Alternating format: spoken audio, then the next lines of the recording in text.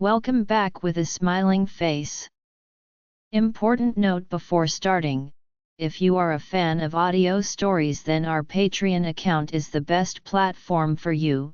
Join us on Patreon for the best audiobooks ever. His Revenge.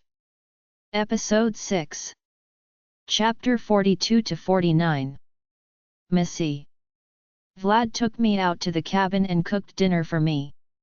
It was pleasant, and once we were away from the pack house, he was his normal self again. But despite all my effort, I was distracted all night. When V finally asked me what was wrong, I lied and told him I wasn't feeling well. He brought me home, and I went straight to my room. Now I lay on my bed with one of my earphones in my ears, staring at my diary app, trying to work out what I feel while music thrummed softly in one ear. Usually, I found it super easy to work through my feelings right there on the screen, but nothing was coming out. Someone knocked at my door. Checking the time on my screen, I realized it is late. I locked my tablet and set it on the bed, going over to my door. I opened it slowly to find Maddox standing there with a shy smile. "Hey there," he said. "Hey. What's up?" I asked, confused. "I just wanted to make sure you got back okay," he said. I wasn't convinced. I raised an eyebrow in question at him. "Okay. I can't sleep and was hoping you couldn't either." "Something like that," I said, looking away from him. "Do you maybe want to go watch a movie or something with me?" he asked. "I'm watching The Pups for Lee tomorrow. I should really try to sleep," I tried to excuse myself. Maddox reached forward and grabbed my hand. I looked up at him to see sad eyes. "Missy, please don't pull away from me. I miss my friend. I respect that Vlad is your boyfriend, but that doesn't mean we can't still hang out," he said. "I missed him too, but ever since he confessed that he likes me, I haven't been sure how I am supposed to feel. Talk to me. Tell me what is bugging you so I can fix it." I pulled my hand away from him and turned around, stepping back into my room. "Maddox, you..." I started but let my voice trail off. I felt him step up behind me. "I what?" I just shook my head. "I was honest with you. Missy, I can't help how I feel, and I didn't want to keep it a secret. You deserve to know that I think the world of you. But I didn't want you to run away from me." "I'm not running away," I replied softly. "Then why won't you look at me? Why are you always coming up with some reason not to spend time with me? Before we went over to the inn, we spent every day together." "Maddox, I'm sorry. It's not like that. Then come downstairs, sit on the couch, and watch a movie with me. We can sit on separate couches if it will make you feel better, but don't ice me out," he asked. I bit my lip while I considered what to do. I wanted to spend time with Maddox, but now it just felt like I was admitting that I liked him back. Vlad is my boyfriend, not Maddox. He has been there for me through so much. But Maddox is my friend, and I wasn't being fair to him either. "All right. We can go watch a movie," I said as I turned around. He smiled brightly at me. "Great. I was thinking The Conjuring," he laughed. My face dropped, and I pushed past him, leading the way out of the room. We were not watching a scary movie. Lacey. I fell asleep easily in Felix's arms. Comfort surrounded me, and I was exhausted after being marked. Now I understood why Harry slept for over 12 hours after he finally let me mark him. I can't imagine how tired I would feel if I wasn't a werewolf. I expected Felix to be a loud snorer, but he wasn't. He breathed deeply behind me but never made a sound. I felt my body being moved sometime later, waking me from a comfortable sleep. Felix was pulling a shirt over me. "What's going on?" I asked groggily. "Rogues," he said. I realized quickly that he just linked me.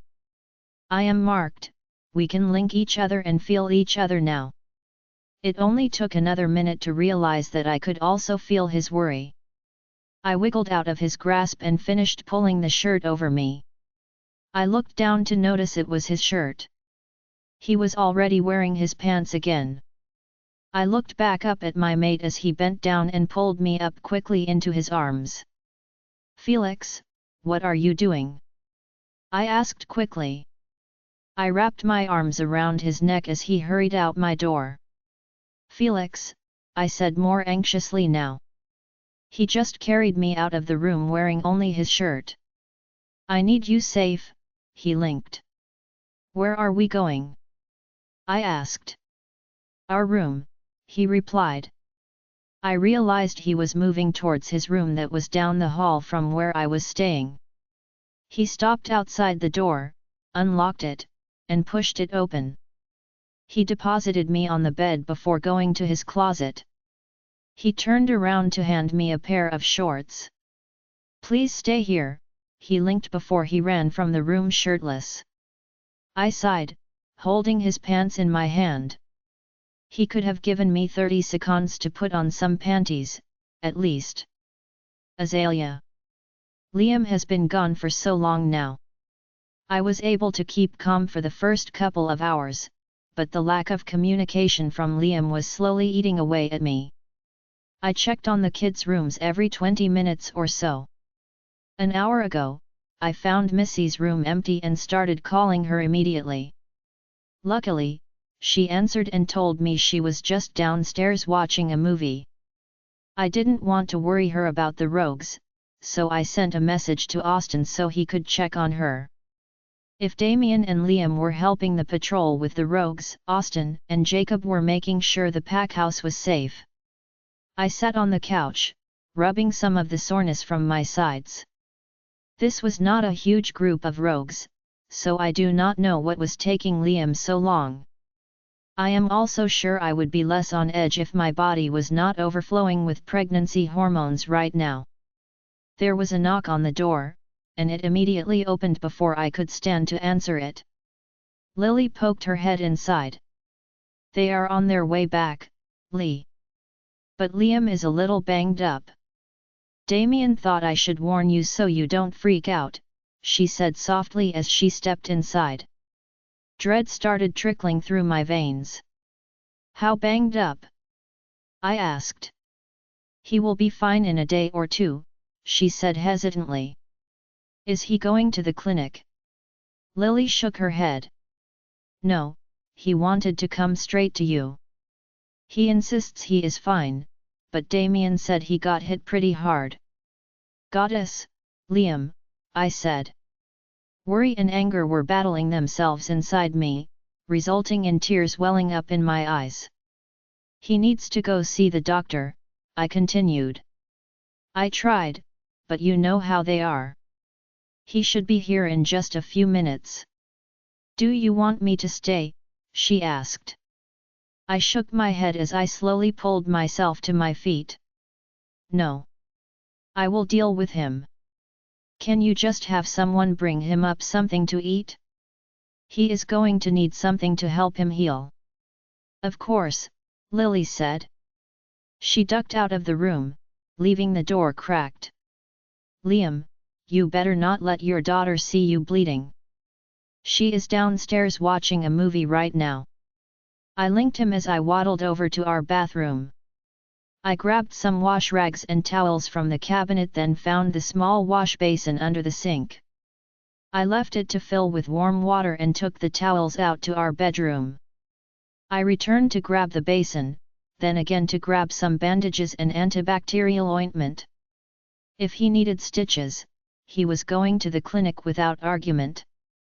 As I stepped out of the bathroom holding a pile of bandages and ointment, the bedroom door swung open, and Liam came inside. I gasped a little at his appearance. He wore basketball shorts but nothing else. His chest had multiple deep scratches across it, bleeding down his front. There were bruising of different degrees, all starting to heal. There was a small gash in his ear that was trickling blood down his neck. There was also plenty of small cuts and scrapes on him that were beginning to heal. "I'm okay, little Luna," he said cautiously. "You are not okay." I almost yelled at him. He walked towards me with a small limp. "Liam, what happened?" "There were more rogues than we initially thought, and they were determined to get into the territory," he said calmly. How could he be calm right now? Has he not seen himself? "Did you let Gavin out?" I questioned. Gavin was far more ruthless than Liam, they complemented each other well. Gavin will stop at nothing to protect me, our children, and the pack, which also could lead to the state Liam is currently in. "Yes," he said. "We were in control together." I sighed. Liam brought his hands to either side of my face, and I looked up into his blue eyes. The eyes he gave our boys. "I'm okay, I promise." I just blinked at him for a moment, trying not to break down in tears. "Let's clean you up," I finally said. Liam placed a soothing kiss on my lips before whispering, "Okay." Liam did not want to get up in the morning. He kept trying to roll onto his side all night to get close to me, but he would wince and roll back over. He was clearly still sore from his healing injuries. I left him in bed to get the kids and go down to breakfast. On the way down, I found Lacey coming down the stairs looking a bit flustered. The kids had already run ahead of me. "Good morning," I greeted her hesitantly. "Good morning, Luna," she said, trying to mask whatever was bugging her. I sniffed the air, picking up something different from her. I couldn't smell the same as normal wolves, but I could definitely tell a difference. My eyes narrowed in on her neck. "So, how was your night?" I asked her, probing for a confession. "Oh, busy. I guess rogues were attacking last night," she replied. I nodded my head. "Yeah. Did Felix help with that?" "Yeah. He ran off to help. Didn't come back for a while." "Must have been a serious problem," she said, trying to steer the conversation away from herself. "Maybe he was distracted by something else," I suggested. She looked at me, blushing. I suppressed a laugh. "You don't have to hide it. And you won me $50, so I should be thanking you." "What?" she asked, dropping her jaw. "Oh, we were all betting on it. Lily had 3 weeks, Damien 10 days, Liam 2 days, and I was in for a week. If you mated last night, that should be about a week since coming here," I said thoughtfully. "Seriously?" "Oh, yeah. Definitely." Lacey dropped her shoulders and let her head fall back. "I guess I might as well talk to you about transferring packs. Paperwork is already started and sitting on my desk," I laughed. "We knew you wouldn't reject him. It was just a matter of time. None of us could agree because he's so Felix." Lacey laughed at that. "Yeah, he is a bit different." Chapter 43. Liam. Azalea let me sleep in the next day. When I finally dragged myself out of bed, all the minor cuts and light bruises were healed. The more significant cuts and deeper bruises were about halfway there. When I got to my office, I was shocked to see Azalea, Lacey, and Felix inside. "Oh, Liam, you're up," Azalea said brightly as I shut the door. "Yeah. What's going on?" I asked the room. "Lacey and Felix are going to be leaving for a couple of days. I was just finishing up the paperwork to make her a pack member," she said. Just needs your signature, my alpha. I smiled. Azalea won the bet. Alright then. When are you guys leaving? I walked over to my desk and took the papers from my mate, quickly jotting my signature on the bottom. Now, Lacey said with a small smile. My eyes widened at Felix. What? I asked. Azalea grabbed my arm and stroked it to calm me. They need to go pack up her things and move her out of her apartment, she said softly. Who is going to stay with mate when she is away from us? Gavin growled. I looked at Felix, who was standing passively next to his mate. Who do we have to replace you? He shifted uncomfortably, and I looked to Azalea, who had a small smile on her face. Oh no! You are not getting out of this because he is running off. I told her. Azalea stood to her full height and looked at Lacey and Felix. You guys are all set. Enjoy yourselves and take your time. If your old alpha would like to speak with us, please have him call, Lacey, she said, dismissing the couple in front of us. She wore a pleasant smile as everyone else left the room. Then her eyes narrowed, and she turned back to me. Liam Blackfur, she started. I could feel her irritation. I always found it fascinating how so much emotion can come out of such a small package. You shouldn't have said that. Well, it's true. Felix has every right to go with his mate to collect her belongings. You didn't even congratulate him. She did have a small point. But he could have waited another day or two and made sure there was a plan in place. But now I need to find someone to stay with you when I can't be. You keep tricking Austin, and he leaves tomorrow. Everything will be fine. If you can't find someone, you can just follow me around all day, she said with a wry smile. I rolled my eyes and pushed my hands through my hair. I was sore and hungry, and I was not expecting to walk right into this as soon as I woke up. Azalea wrapped her arms around my waist, her round belly resting against me. I looked down at her. I know I am your mate and the Luna of this pack, but that doesn't mean I always come before others. Felix and Lacey are happy. Didn't you see him smile at her? Let them have some alone time. Baby, this pack would suffer in more ways than one if something happened to you, I told her. I know what living without her is like, and I could never go back. That is very sweet, but I think we need to focus our energy on other things. There is a rogue problem to deal with, is there not? She questioned. You let me worry about that, I told her. Her hand came up and gently rested on top of the gashes on my abdomen. I already felt terrible about worrying her last night. You just worry about growing my baby girl, okay? What are you going to do if it's a boy? She asked me, pouting. Love him just as much as the others. But I know this one is a girl. We need to even it out after all, I said. Whatever you say, she sighed. My office or yours? I have work to do. This is it? I asked Damien, looking down at the list he's given me.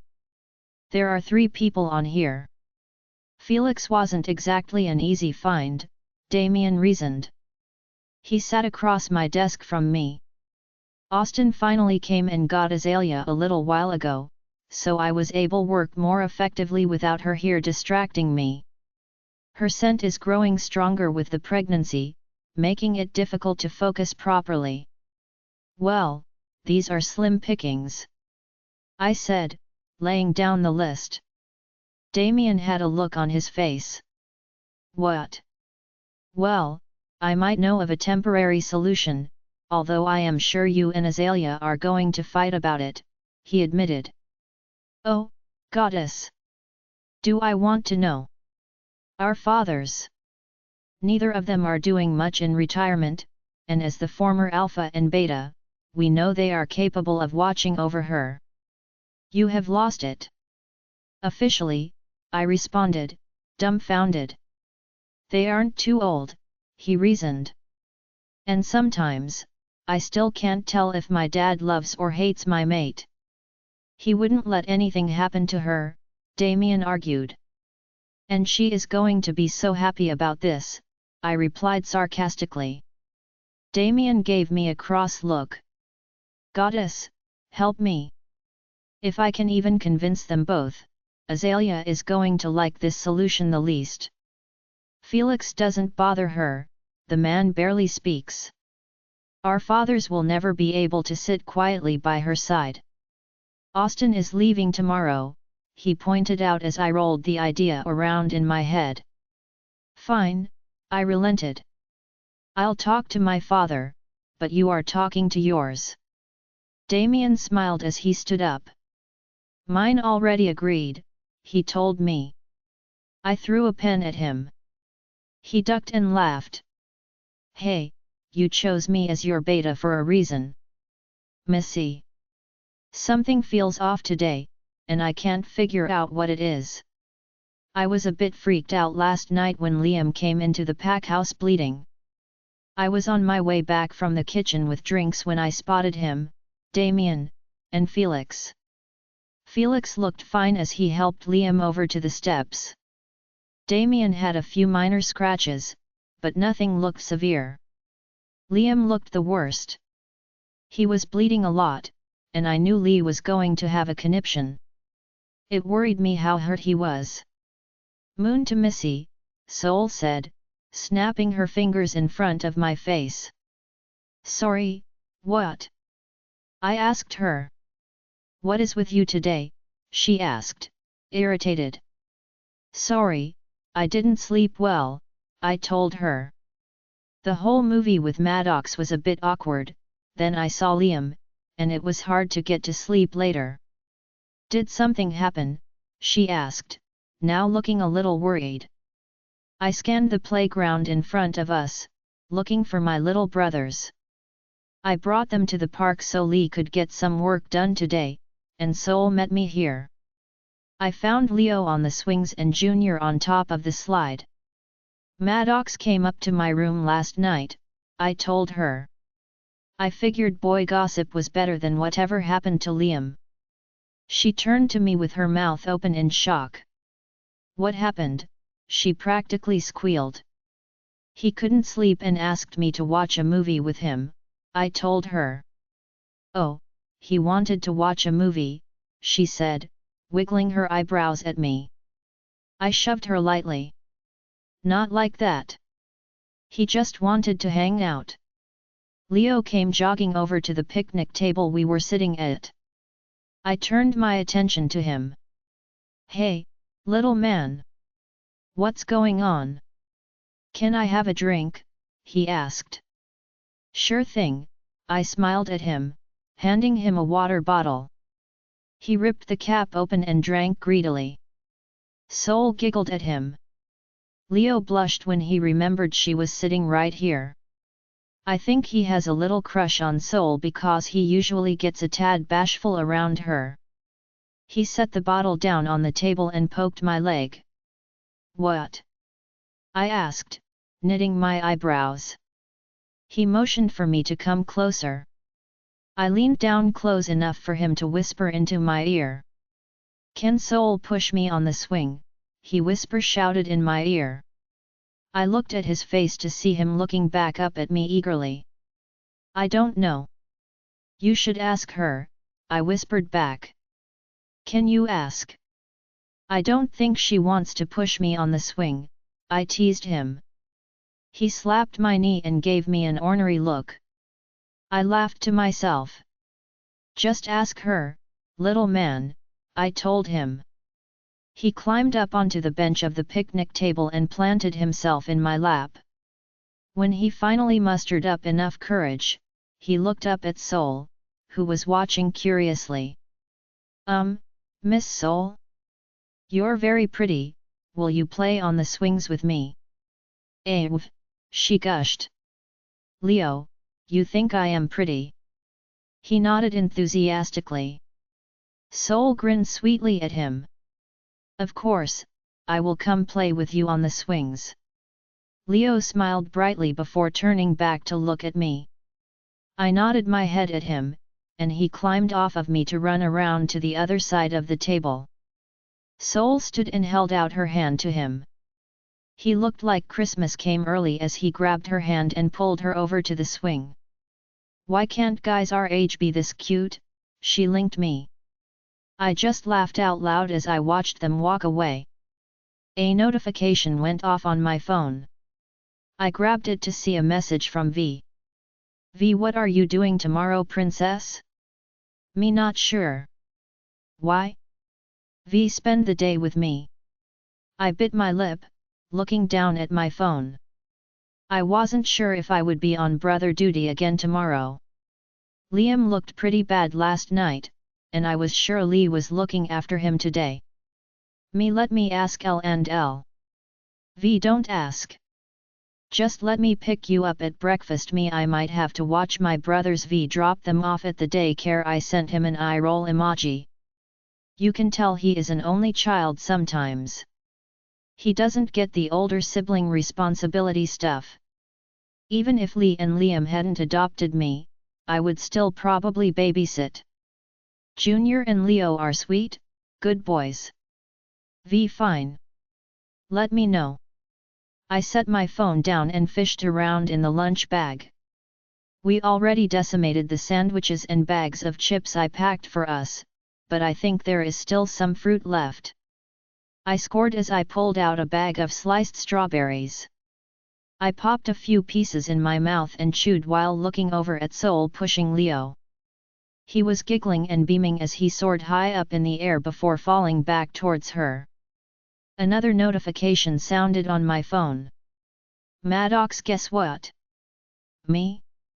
Maddox, I think your dad is going to let me be a warrior. Me, that's great. Maddox, I even got my first assignment. Me, what did you get? Maddox, the only thing I want to do. Tomorrow I am your personal guard while A and L are gone. Me, wait, what? Maddox, Alpha just pulled me into his office. He is taking your mom somewhere outside the pack tomorrow and told me to stick by you and the kiddos. Felix left and Austin is leaving too. Me, what about Damien or Lily? Maddox going with them. Switching conversations quickly, I messaged Lee. Me, you are leaving the pack tomorrow? Lee, yes. Your father and I are going to visit with another alpha. We need you to keep an eye on your brothers again. Me, Liam told Maddox to watch me? Lee, that I didn't know. But it isn't a bad idea. He is doing so well with training and the extra workouts with Felix and Damien are going well. Me, I couldn't have a say in this? Lee, you and Maddox get along so well. He is such a good kid. Liam and I really like him. What is the problem, sweetheart? Groaning inwardly, I dropped my head to the table. Of course, they really like him. Who wouldn't? He is so stupidly charming. My phone went off again. Maddox can't wait to spend the day together. Winking face. Chapter 44. Azalea, sorry, Luna. I got to go, Austin said, checking his watch. He got up from the couch in my office and headed toward the door. After dinner, he stayed with me so that I could take care of a few things before Liam takes me with him to Langston's pack tomorrow. With the alarming amount of rogues we have been seeing, Liam called him as our closest neighbor. They have seen the same thing, so a few packs are meeting to make a plan on stopping this. Thanks, Austin. Have fun on your vacation. I told him. Thanks, he said brightly before ducking out of the room. You better hurry. The boogeyman might get me now that I am all alone, I linked my mate. I could almost see his eye roll. Austin must have linked him before he left because it was barely a minute before he strolled into my office. You aren't as clever as you think, little Luna, he grumbled. I find me very funny, I grinned at him. He came around the desk and bent over my chair. I missed you, he said, pecking my lips. You just saw me at dinner, and we spent half the day together, I told him. And I still missed you. His goofy grin still gives me butterflies all these years later. The boys are having a sleepover with Delilah and Lucas. Why don't we go upstairs and have our own little sleepover? He wiggled his eyebrows at me. Can I finish up a few small things? Someone distracted me all morning with his charming smile. Liam growled playfully. Sure. I will just sit here and talk to my daughter, he said, looking down at my belly. He bent down and kissed it softly, the baby responded with a kick. His face lit up in excitement. Now, if you make the baby kick me like crazy, we will never get upstairs, I pointed out. He gave me a pout with conflict clear in his eyes. Make the baby kick or get to the bedroom. So, you assigned little Maddox to our daughter tomorrow. He looked confused for a moment before chuckling. Yeah. Because everything will be a little thin here tomorrow, I thought it might be a good idea to make sure the kids had someone stuck to them all day. He isn't a warrior yet, but Damien thinks he could give Austin a run for his money before long. Did you ask her? I probed. Why would I need to ask her? They are friends, right? This is why I am Luna.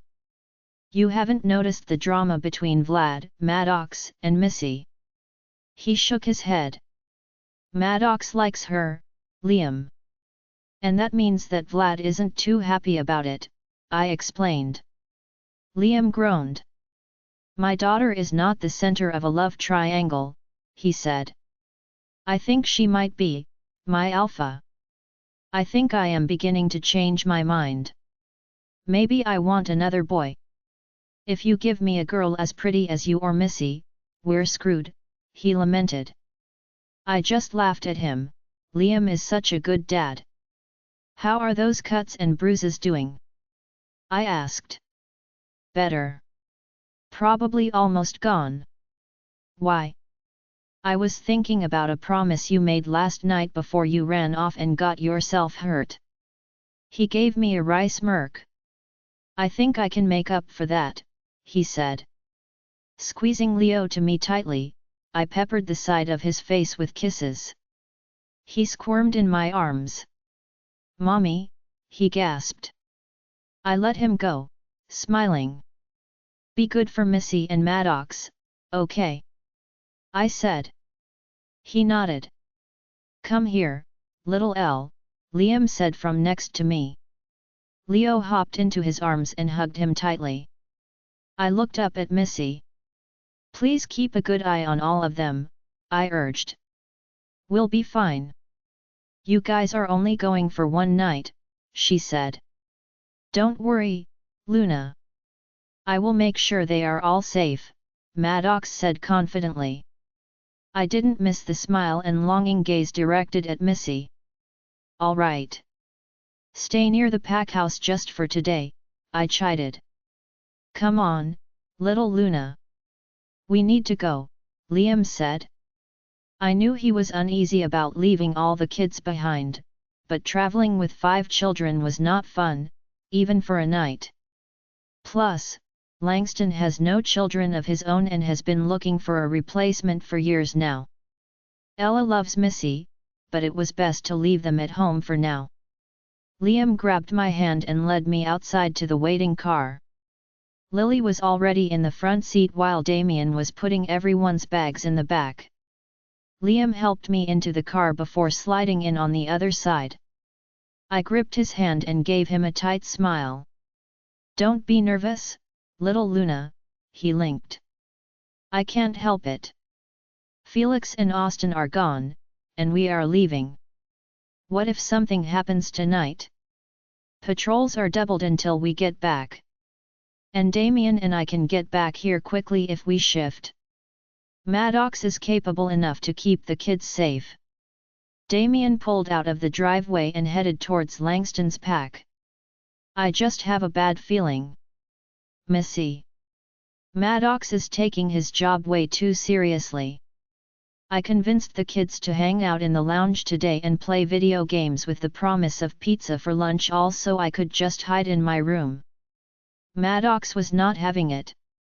When I tried to make a run for it, he just grabbed me and threw me over his shoulder, hauling me right back. I sit here staring at my phone as V calls for the 100th time today. I was trying to avoid him coming over today since Maddox is determined to keep all of us in his line of sight. I do not want to invite that chaos into my life willingly.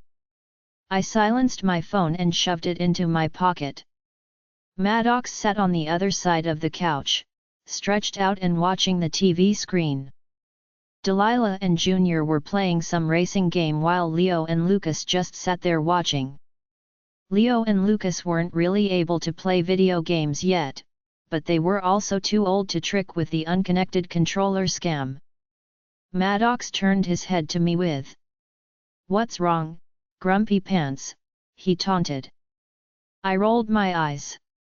"Oh, come on, miss. Is spending the day with me really so bad?" "No," I muttered. "A week and a half ago, this wouldn't have bothered me in the least. When I didn't know that he liked me, everything was easy." "Sissy, I'm hungry," Leo whined. "Is that how you ask for something to eat, Leo?" I scolded. He stood up and came over to me. He made a fist and knocked on my leg. "Sissy, can we have pizza now?" "Pretty please," he said in his cute little voice. Maddox and I both giggled while I nodded at him. "I'll go make us some lunch," I said, unfolding myself from the couch. Maddox moved to get up. "I am just going to the kitchen." "Just stay," I said, exasperated. He squinted his eyes but sat back onto the couch. "If you aren't back in 15 minutes, I am coming after you," he said casually. "It takes like 20 minutes to even bake a pizza," I shot at him.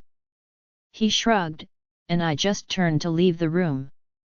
I was only a couple of steps from the room when I heard my name called from the direction of the front door. I stopped and turned to see V coming towards me. "Princess, why aren't you picking up your phone?" he said, irritation staining his features. "Sorry, I have been playing with the kids.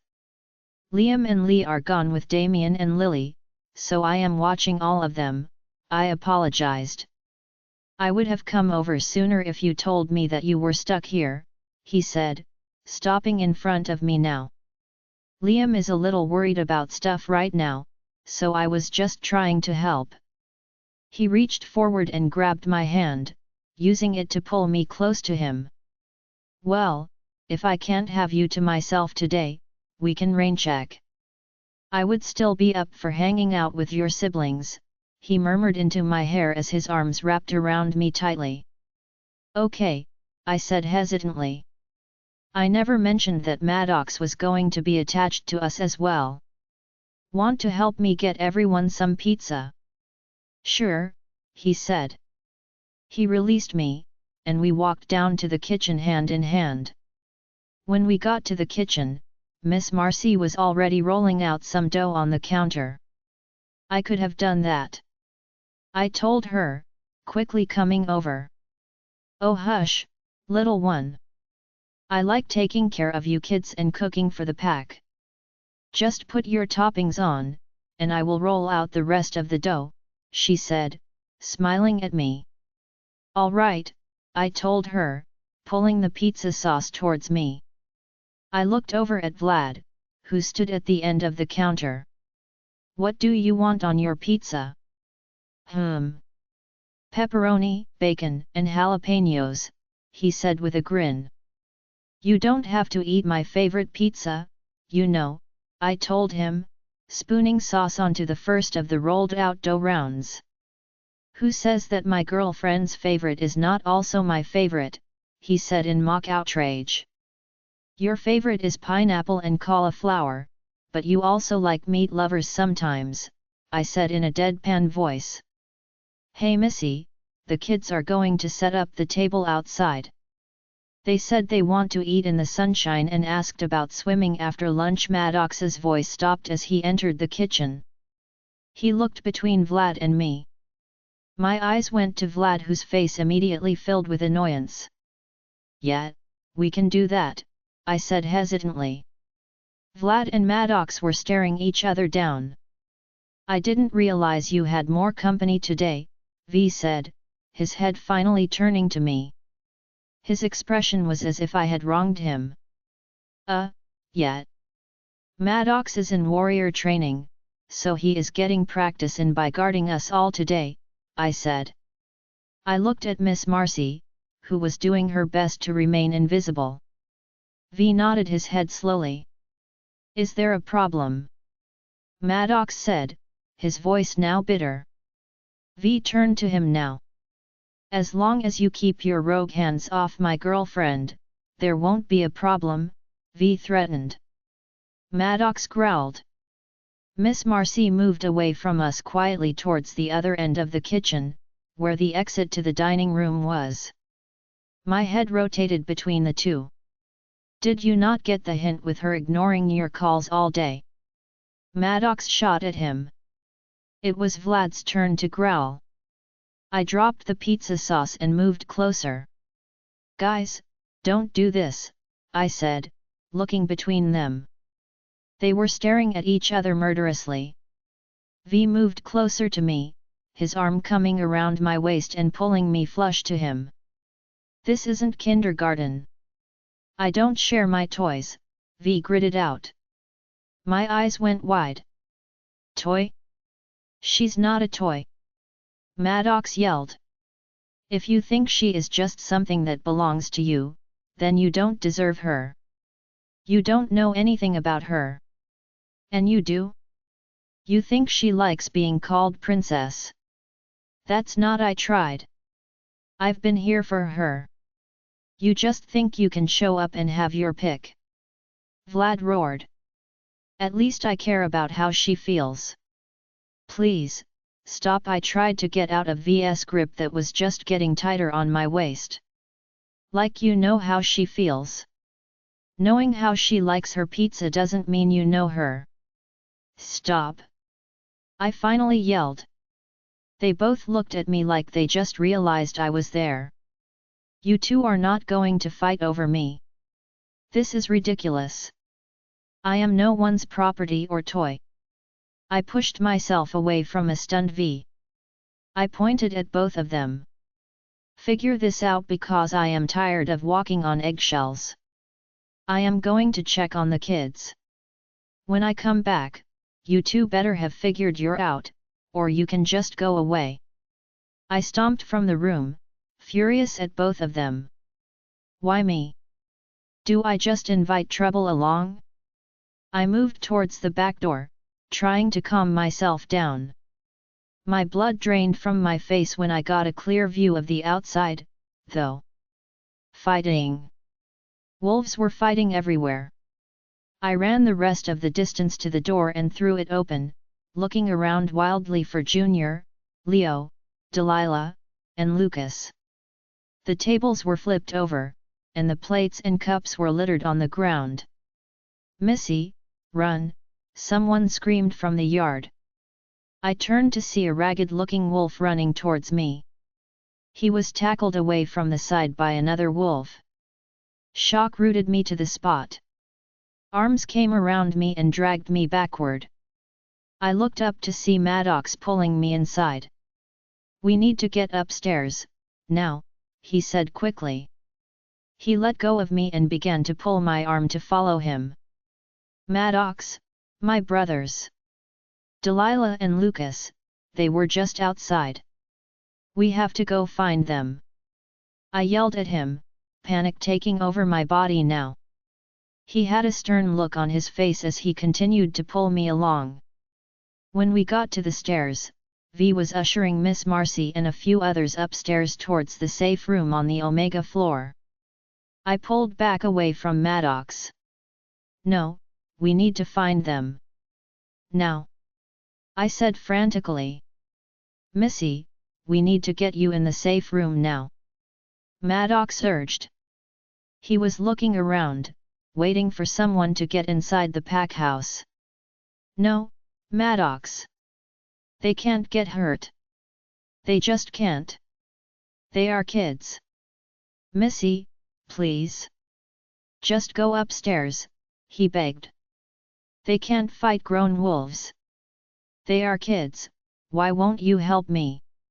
You're supposed to be protecting us, and we left them all alone. Maddox grabbed me by my shoulders and looked into my eyes with a serious expression. Missy, they were kidnapped.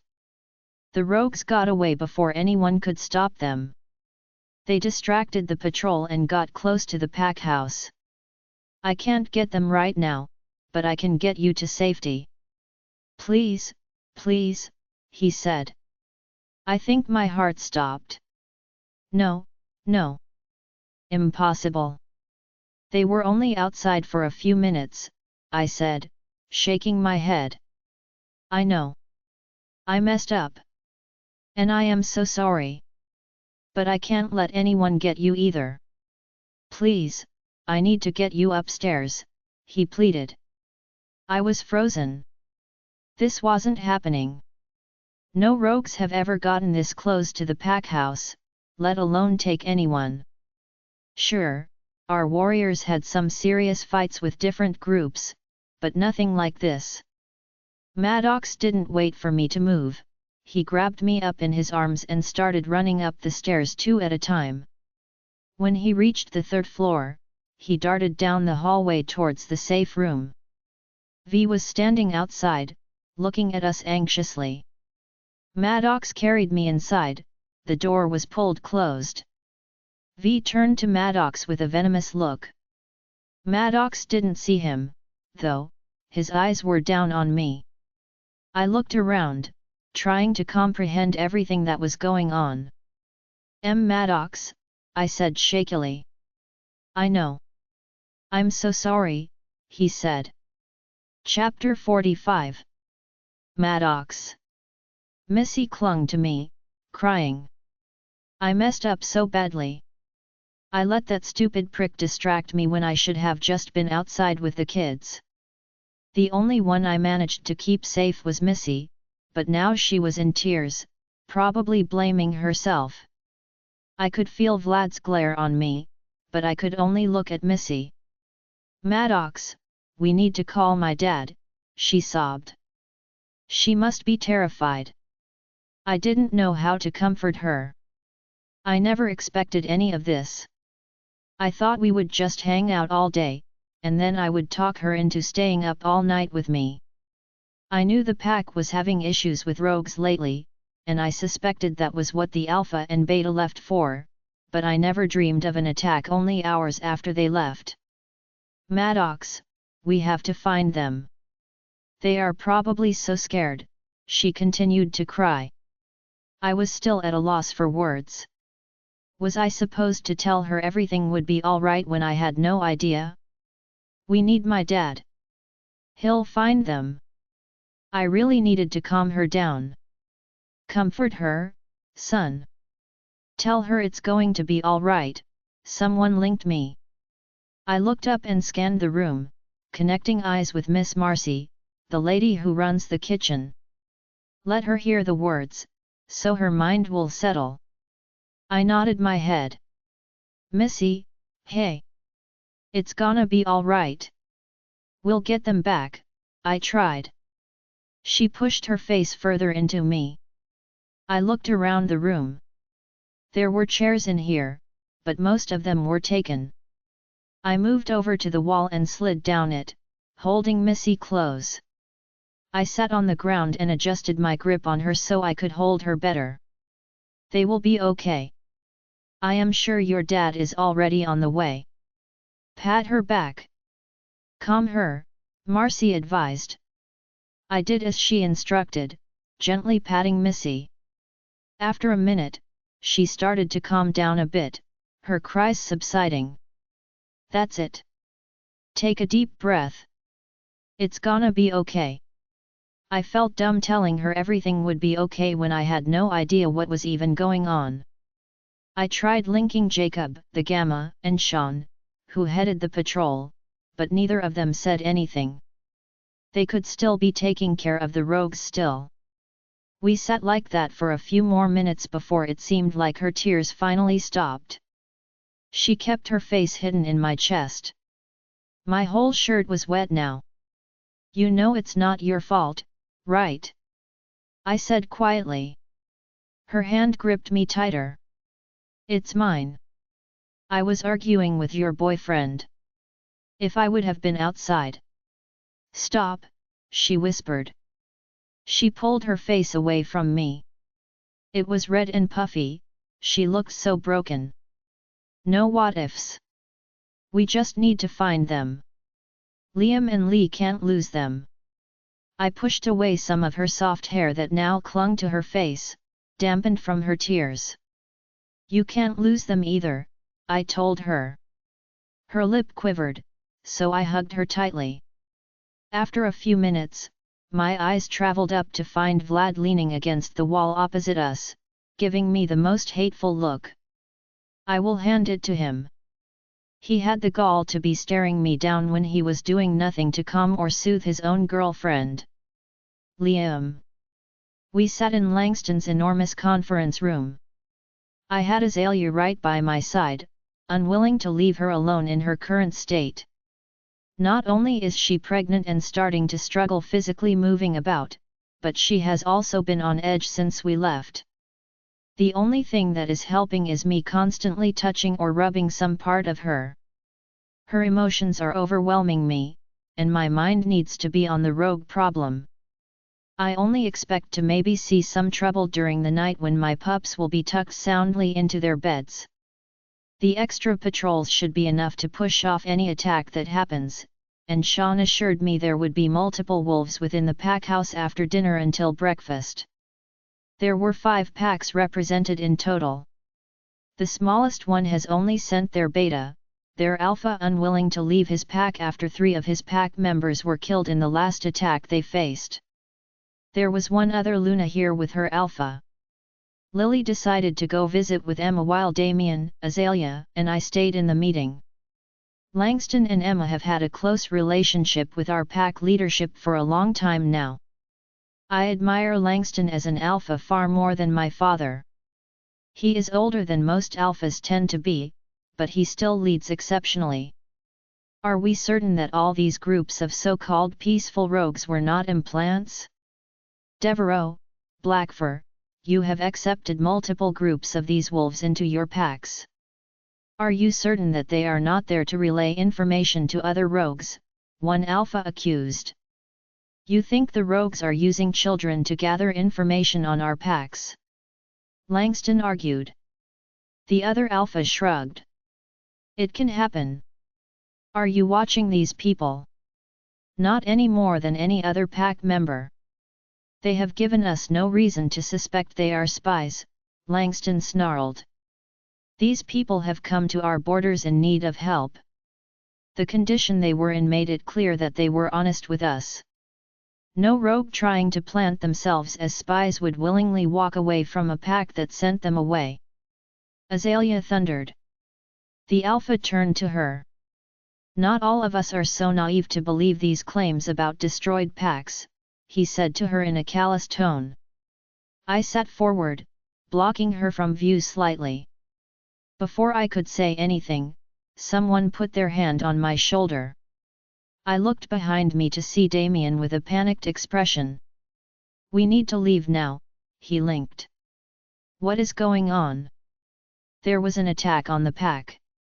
What? In broad daylight. Liam, the kids were taken. What kids? Junior, Leo, Delilah, and Lucas. Gavin started pushing to the surface, ready to rip apart anyone who dared touch our pups. I stood from the chair. Langston, we will have to cut this meeting short, I said, trying to rein in my anger and Gavin. What's going on, he asked, now worried. I looked back at Azalea. I needed to tell her this delicately and preferably not in front of this entire group. Something has come up on my pack land that needs my attention immediately, I said as Azalea stood slowly. Liam, what's going on? She linked me. I could feel her beginning to panic. I grabbed her hand and led her from the room, Damien on our heels. We were halfway down the hallway when Lily came running towards us, Emma following her. How could this happen? She said, distress evident in her voice and tears already rolling down her cheeks. Liam, what is going on? Azalea asked again, taking in Lily's alarm. I stopped walking and faced her. There was an attack on the pack. Rogues entered the territory, I explained as calmly as possible. She gasped, bringing her hand to cover her mouth. Is anyone hurt? Have they stopped them all? She asked quickly. How far did they get? I swallowed. Not ready to tell her this part. Gavin was still blinded by the rage of someone taking our pups, which was not making this easier. They must have gotten close to the pack house, I told her. Liam. What are you saying? She looked between the three of us, Damien now holding Lily. I am going to find them. They will pay, I promised her. She shook her head. No. No, you aren't saying. Liam, they didn't. No, she started to blubber. I pulled her into my chest. I am going to find them. They will not hurt a single hair on their heads, I promise. I need you to stay with Lily so Damien and I can go right away. Azalea was full-blown sobbing now. I looked at Damien, who held a crying Lily. Emma came up next to us. Go, Liam. Find the pups. I will stay with them. We will come to Blood Eclipse soon, she said. I kissed the top of Azalea's head. I didn't want to leave her upset like this, but the only way I could comfort her was to find our children. Emma wrapped her arm around Azalea as I let her go. Langston emerged from the meeting room, striding towards us quickly. He and Emma locked gazes for a moment. He immediately came and wrapped an arm around Lily. Go, let me know if you need anything, he said stonily. Thanks, I said, nodding to him. Damien and I took off without another glance. We ran from the pack house and straight towards the trees in the back. We didn't bother changing from our clothes. A few yards into the cover of the trees, we shifted while running and booked it to our own territory. Where is Missy? I linked Damien. Sean just found her in the safe room with Maddox. She won't leave his side but keeps asking for you, he replied. So, all the rogues are handled? Yes. A few escaped, but the rest were killed. They are dealing with bodies now. Anyone hurt from our ranks? Only one. They are taking him to the clinic now. Damien and I ran as fast as we could, making it to the pack in less than 20 minutes. Wolves near the border recognized us immediately, giving us no issue as we zoomed by. In just a few more minutes, we were approaching the pack house. Sean and Jacob were already waiting outside the doors as we broke the tree line, each holding a pair of shorts in their hands. Damien and I quickly shifted as we approached the back patio and caught the shorts we were thrown. Did they get into my pack house? I asked stonily. No, sir. We were able to stop them out here. Jacob responded. Why were my pups unattended? We don't know.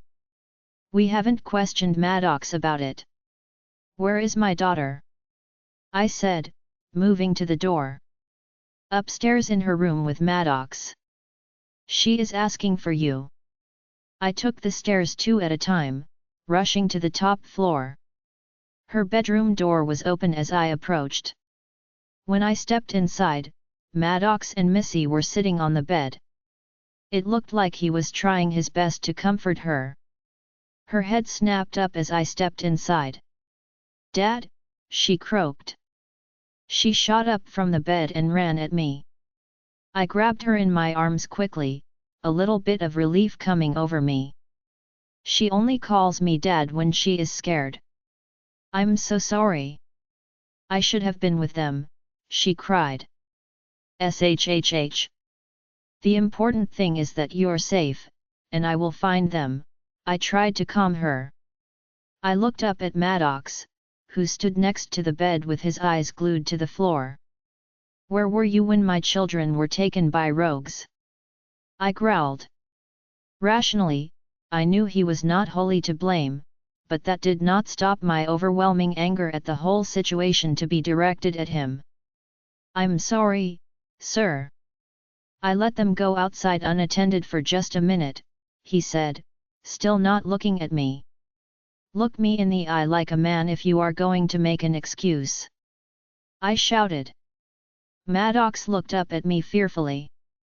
"The Alpha and Beta children have been taken. That has not happened in this pack in living memory."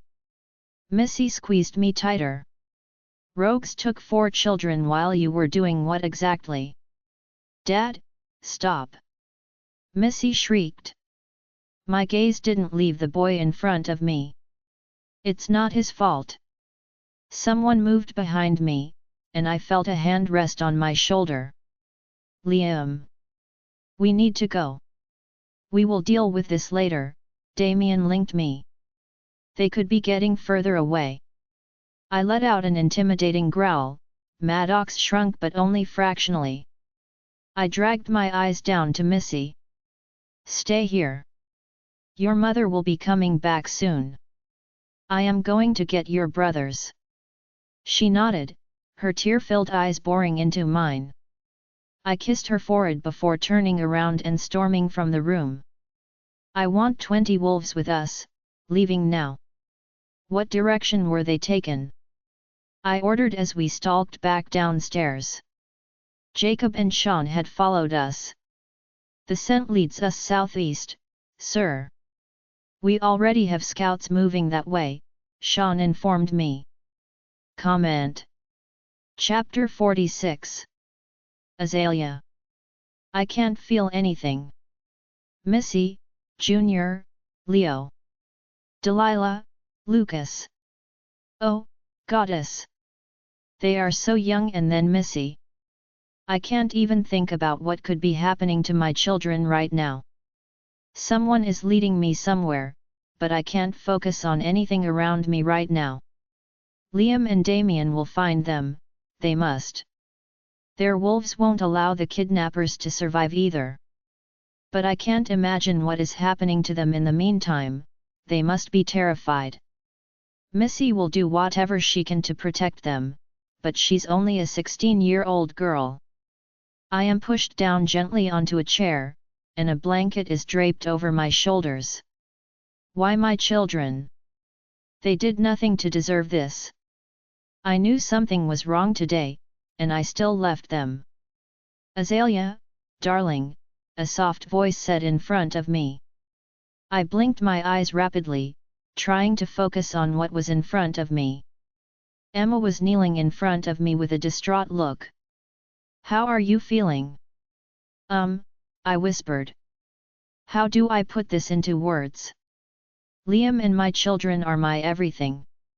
Growing up, I never really fantasized about having a mate and certainly never about having children.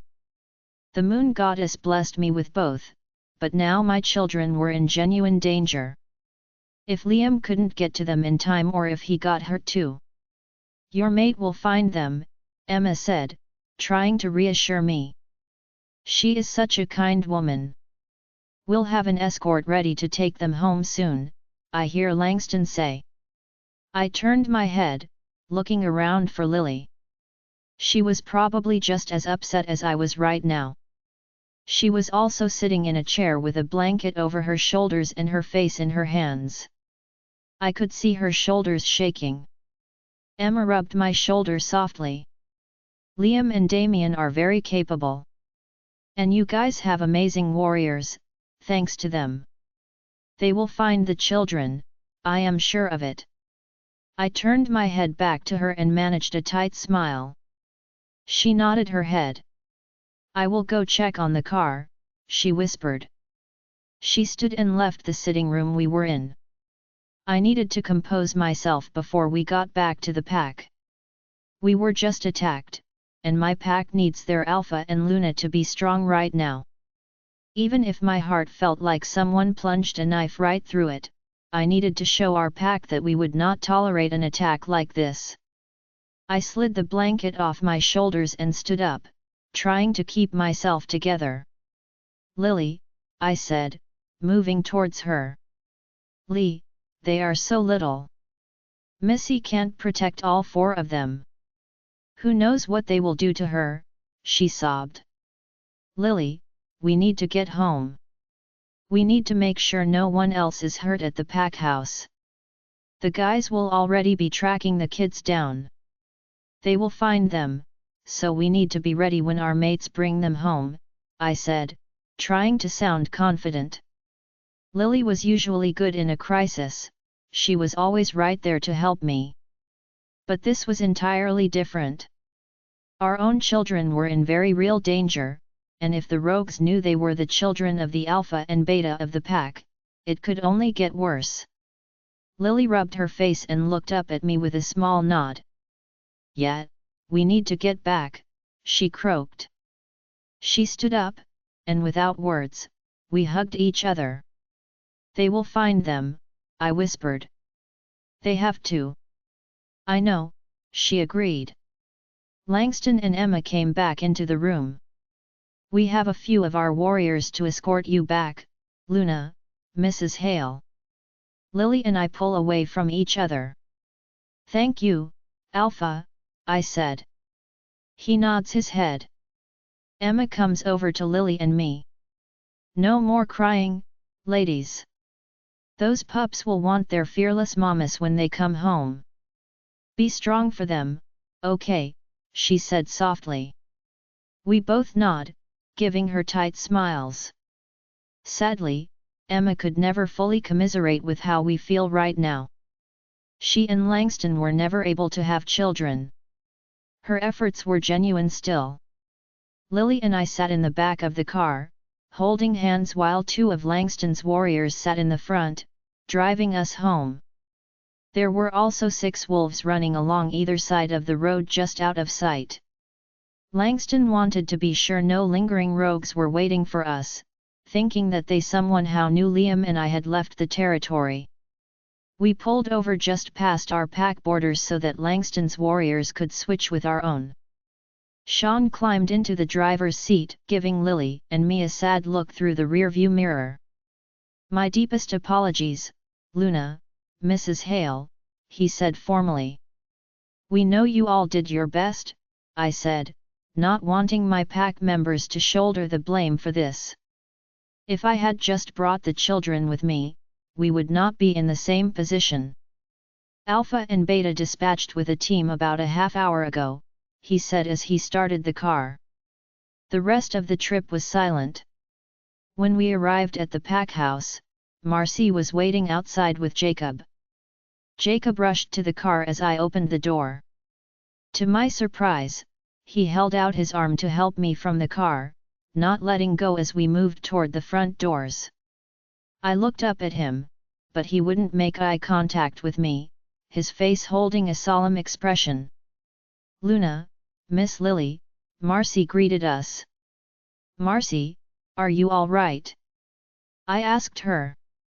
"Yes, dear. Everyone inside the pack house made it to the safe room." "I don't believe the rogues got inside," she said softly. I looked up at Jacob, who nodded. "What about the warriors? Was anyone hurt?" I asked. "Only one severe injury, Luna," Sean said from behind me. "He was taken to the clinic, and Dr. Ronald has him now." I nodded. "Good. I will visit him shortly." "Marcy," I said, turning my attention back to her. Can we get something hearty made up for everyone? I think some comfort food might be necessary right now. She gave me a warm smile. Of course, Luna. There is something already being made up. That's great, I told her, truly appreciative of the older woman in front of me. Luna, would you like to see your daughter now? Sean asked. Lily and I both snapped our heads to him. Missy is here? I asked disbelievingly. We both thought the rogues got all of them. I felt a pang of guilt, realizing my mind had not once thought of Maddox. Yes, she is upstairs in her room, he said. I thought all the children were taken, Lily said. The younger ones were outside when everything began. Missy and Maddox were in the kitchen. I also believe Vlad was with them as well, Sean explained. I want to see her now, I said, trying not to choke up. Missy. After Liam left, I stood in the doorway, staring at the place he just stood. Please, please let them be okay, I prayed to the moon goddess. Maddox came up behind me after a few minutes of silence. I should go, he said lowly. I could hear the defeat in his voice. Please, don't, I requested, turning slowly to face him. His head was hung low, and shoulders slightly slumped. Missy, Alpha is handling it now. You're safe. I should go. I don't want to be alone, I told him. I don't deserve to keep you company right now. My lip quivered, I reached out and grabbed his arm. Please. I whispered. He grabbed my hand gently and pried my fingers from his arm. I'm sorry, he muttered before sweeping past me and out of my room. I stared at the doorway, not believing that he actually just walked out. Why would he leave me if he cared so much? I hugged my arms around myself. For the first time in a really long time, I wanted my mom. My birth mom. I couldn't help the nagging feeling that Lee would be upset that I was the safe one. Liam was so mad about everything he could still come back and be upset with me. I don't know how long I stood there wrapped up in my own thoughts, but I was interrupted by V clearing his throat. I looked up to see him leaning against the doorframe with his arms crossed, his face angry. V, I said. Had he been in the safe room with us? Where had he been when I was with Maddox? Everything after Maddox telling me the kids were taken was fuzzy. Just friends, he mused, his voice full of venom. What? I asked stupidly. You honestly expect me to believe you and that rogue are just friends after all of that? V, I save it. You can be upset that your siblings were taken or whatever. But clinging to another guy?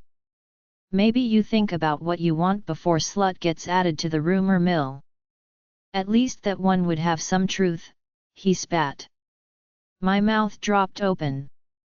He looked me up and down once more before standing up and leaving. I felt cold. I was so distraught with the thought of the kids getting taken by rogues that I forgot all about him.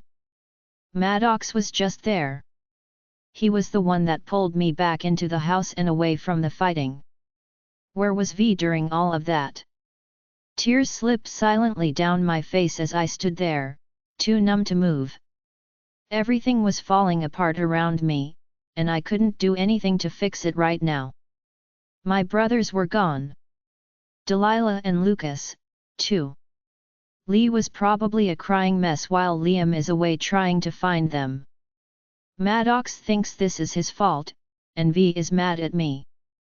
Missy, come downstairs, Jacob linked me. Why? I reply. What good am I to anyone right now? Because the Luna would like to see you, and we don't want her to walk upstairs, he said. That made me nervous. Lee shouldn't want to see me, she should be upset the kids were taken, and I am safe. Are you sure? She wants to see me. Yes, please hurry. Jacob and Lee don't see eye to eye. He respects her as Luna, but I guess he doesn't like that she doesn't have a wolf or something. He isn't mean to her, but they also don't go out of their way to talk to each other. He must be with her since Felix and Austin are gone. Missy, sweetheart. Would you please come down here? Your mom really needs you right now, Lily linked me. Lily asking only added to my worry. I dashed away the wetness from my cheeks and moved out of my room. I descended the steps slowly. I wasn't sure where they were, so I tried to follow my nose. There were many wolves still in the pack house, mainly near the dining room, but some were still coming and going. They all looked like warriors based on the dirt covering them and the lack of complete clothing. I went to the kitchen, thinking she may be sitting at the counter with a cup of tea. When I opened the door, I heard a gasp and strangled sob. Azalea stood near the island counter, talking with Sean, Jacob, Lily, and Miss Marcy. She pushed Jacob aside and hurried over to me. In seconds, I was wrapped in a bone-crushing hug. Oh, Missy! I am so happy you're safe, she cried. Azalea. When Missy swung the kitchen door open, my heart leapt. She is okay. I pushed Jacob aside so I could get to her, not concerned with his annoyed grunt. I pulled her close and crushed her to me, never wanting to let her go. Oh, Missy! I am so happy you're safe! I exclaimed. Yet, she said softly. She hugged me back, but I knew something was bothering her. I let go of her briefly only to take her face in my hands, looking her over carefully. Your father will find them. He will bring them home, I told her, hoping to reassure her. She nodded at me, giving me a cautious look.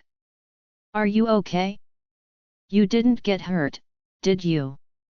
I asked her.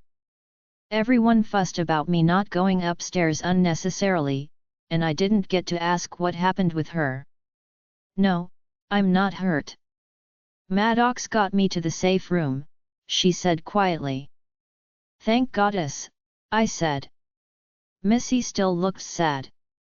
I pulled her in for another hug. Liam will find them, and they will be back here soon, I tried to reassure her. Chapter 47. As we both came back from our peaks, she looked down at me with her lightning eyes. She smiled sweetly. Maybe we should get some actual packing done, she said. I shrugged from my position beneath her. I didn't exactly have any complaints about how we have spent most of our time today. Let's at least order some food. I haven't worked out this hard in a long time, she giggled. My phone rang from the floor, where it was still in the pocket of my pants. I sat up, swinging my legs over the bed. I bent over to retrieve my phone, answering it as I stood. Yeah, I grunted. Felix, you need to come back, Jacob sounded on the other end as I moved towards the bathroom. I needed to clean up before putting my pants back on. Why? There was another rogue attack. How many? Around 100 this time. That was much more than we had been seeing. Injuries? I questioned. Only one, but, he trailed off. Spit it out. I stood in the doorway to Lacey's bathroom. She was musing her hair in the mirror, still only wearing my shirt. She eyed me through the mirror, giving me a beautiful smile. The Alpha and Beta children were kidnapped by the rogues. The slightly joyous mood I was in completely vanished. Repeat that, I growled into the phone. There was an attack on one side of the territory while more rogues snuck in on another. We didn't know enough. They let those children be taken. Our future Alpha was in the hands of rogues. How long have they been missing? A few hours. Liam and Damien have already left to track them down, he explained quickly. Luna? I questioned. She just left with Lily to go visit the wounded in the clinic. I growled again.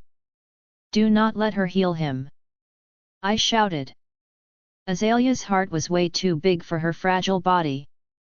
She is far too pregnant to handle healing another wolf right now. Right, Jacob said. He clearly forgot about her ability. It was my job to care for her. I'll be there as soon as I can, I said, hanging up the phone. Lacey's face dropped, and she turned around to face me. What's going on? She asked. Rogue attack, I said. Is someone hurt? Who is missing? Who is healing who? She spat questions at me. So many questions. She always wants to talk. I sighed. We need to hurry this up. I need to get back right away, I told her. Are you going to tell me what is going on? She asked stubbornly, crossing her arms. I grabbed a washcloth from the countertop where the clean towels were piled. I turned around to leave the bathroom, wiping at the fluids that covered my pelvis. Around 100 rogues attacked the pack. There is one injured wolf currently in the pack clinic, but the bigger problem is that the Alpha and Beta's children were taken, I linked her as I moved about, fetching my pants. That is terrible, Lacey said, following behind me now. But what did you say about healing? I let out another sigh. She just met Azalea a couple of weeks ago, she has no idea about her special gift or her lack of wolf. I looked around the half-packed apartment. We could be out of here tonight if we hurried, although I do not believe she has spoken to her former alpha yet. I turned back around to my mate. I need to go back to help with things. There are some things about our Luna specifically that you don't know. I will tell you everything if we can finish packing and be out of here tonight, I linked her. I found it much easier to communicate this way. Words just don't work for me. She nodded her head. All right. This seems important. But we're having Thai food tonight since it will probably be a long time before I can get good Thai takeout living at the pack house. Begrudgingly, I nodded. She wanted that stuff when we first got here, and I could smell it before she even opened the door to the delivery person. How she ate it with the stench it gave off, I still do not know.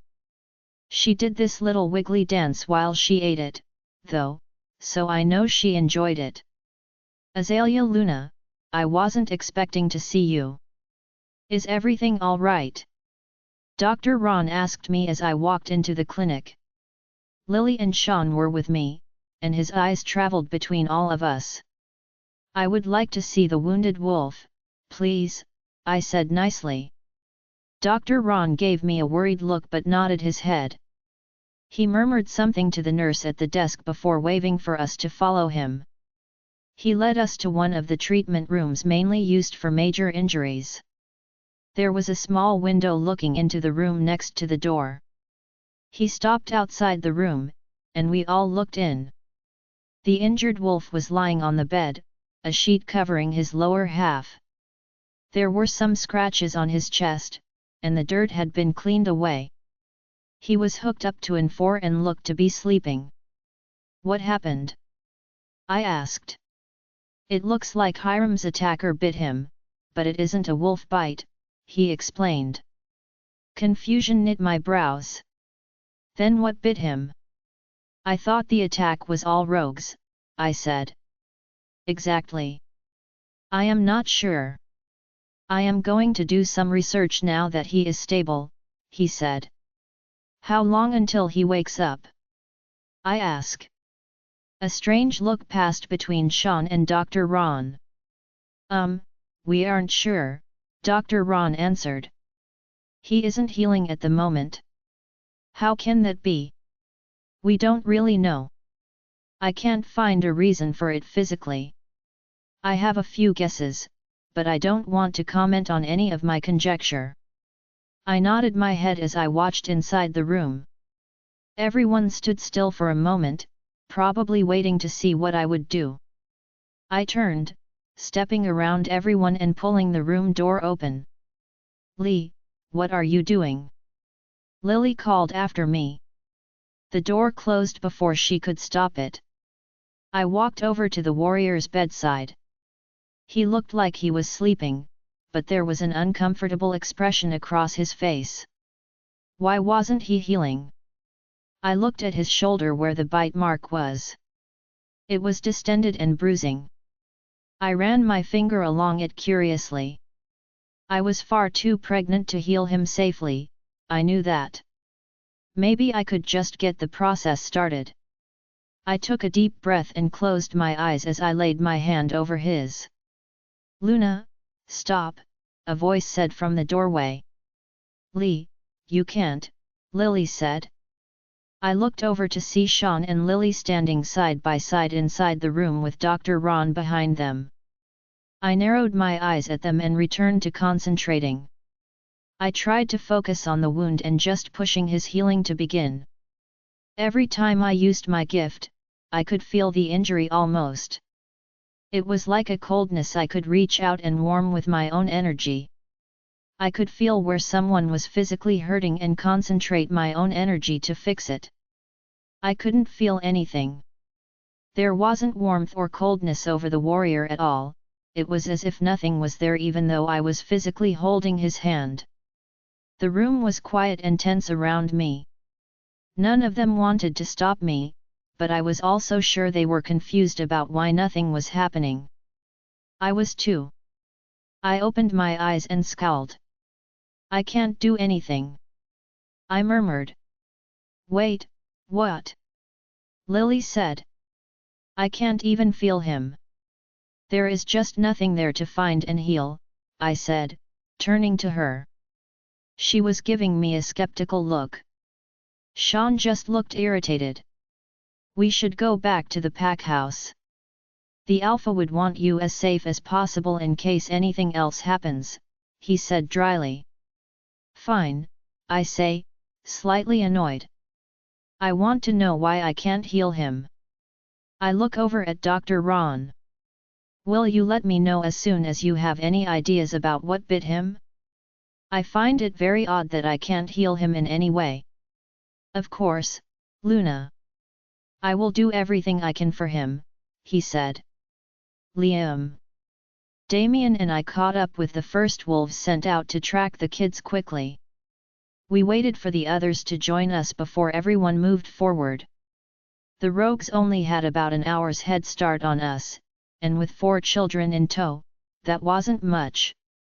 We were still picking up traces of the kids as we went, so we knew they also were not masking them. Damien and I debated back and forth about the motive these rogues could have for taking our children. Was it dumb luck that they chose our children? Was this targeted? Did they wait for us to leave our pack territory before coming after them? We moved further and further away from our pack, following the crumbs of scent we could find. We barely stopped, pushing the pace of all the warriors. We couldn't let them get any further ahead of us. Suddenly, Delilah's scent got stronger. Damien and I locked eyes, both of us in wolf form. "They're close," I linked everyone, receiving a murmur of agreeance. We fanned out, slowing our pace slightly to make sure we headed in the right direction. Leo's scent got stronger than Junior's and Lucas's as well. We were really close enough that if he tried, Junior would be able to link us.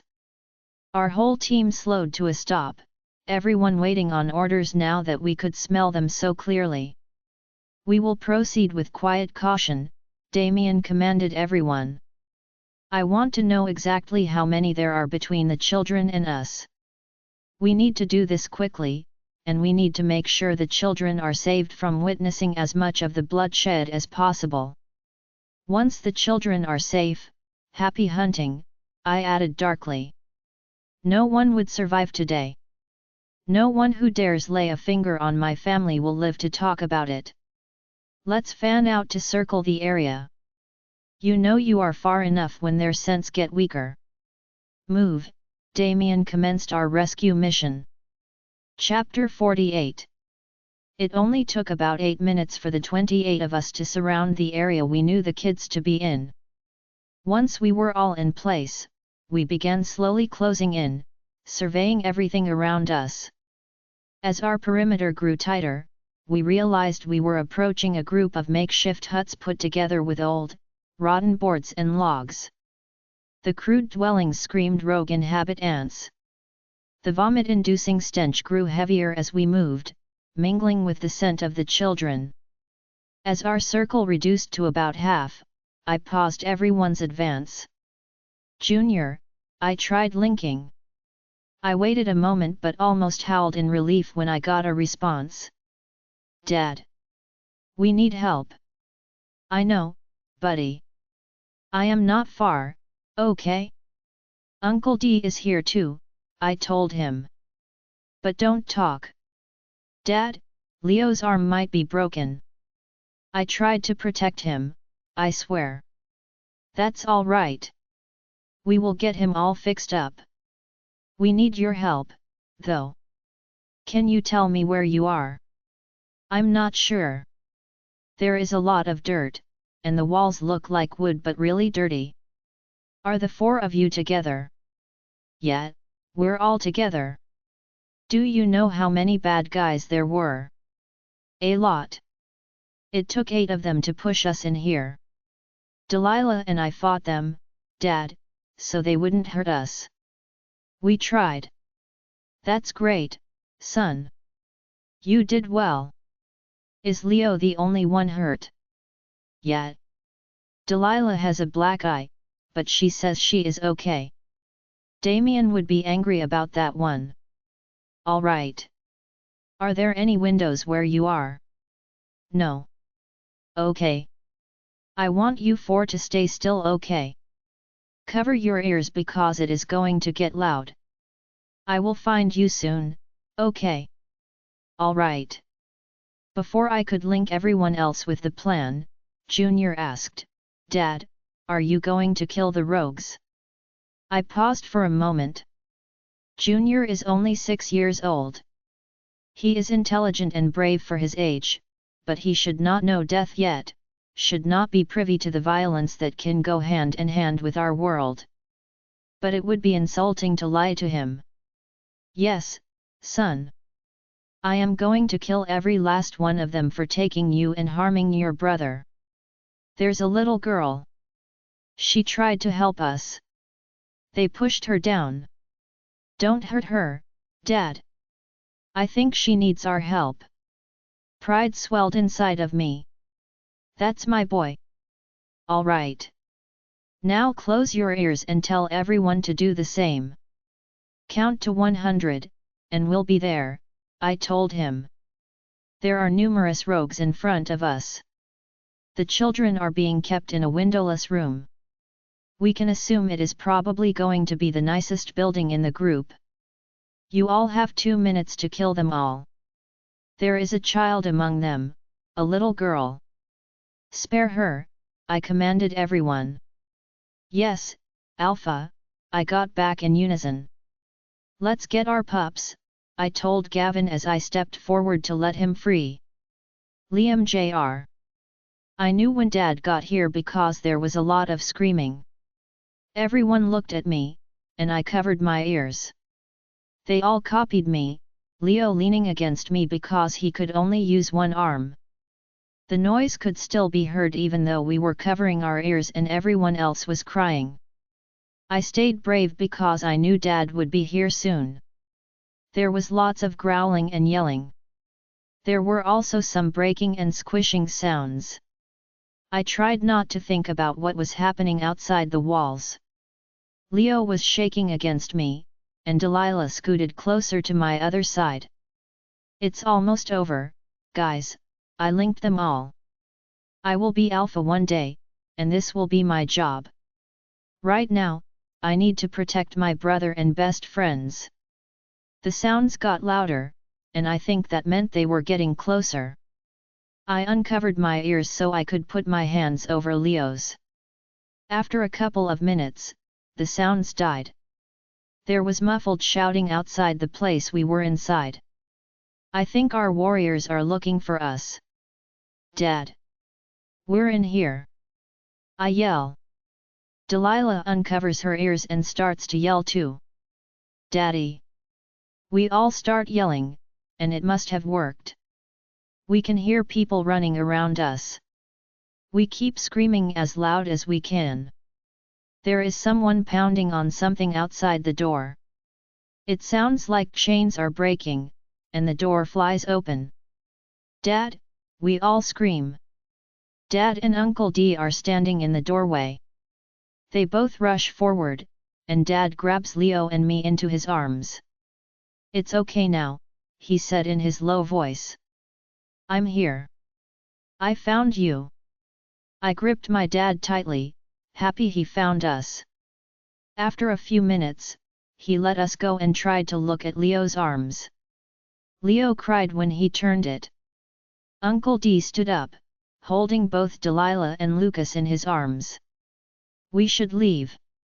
We can leave half the group here to burn everything, he said quietly to Dad.